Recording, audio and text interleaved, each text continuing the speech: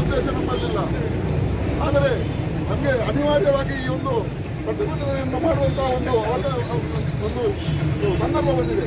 ಆತ್ಮೀಯರೇ, ನಾವು ತಿಳಿಸುವಂಥದ್ದಿಷ್ಟೇ, ನಮ್ಮ ದೇಶದ ಪ್ರಧಾನಿಯವರಿಗೆ ಯಾವ ರೀತಿಯ ರಕ್ಷಣೆ ಮೊದಲಿತ್ತು, ಇವಾಗ ಯಾವ ರೀತಿ ಇದೆ ಎನ್ನುವಂಥದ್ದನ್ನು ನಾವೆಲ್ಲರೂ ತಿಳ್ಕೊಳ್ಳುವಂಥ ಅವಶ್ಯಕತೆ ಇದೆ.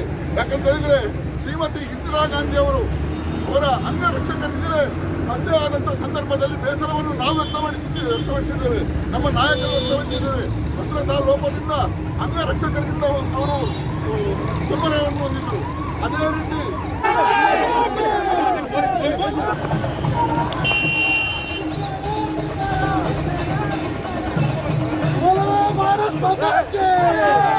ಭಾರತೀಯ ಜನತಾ ಪಾರ್ಟಿಗೆ ಭಾರತ್ ಮಾತಾ ಕಿ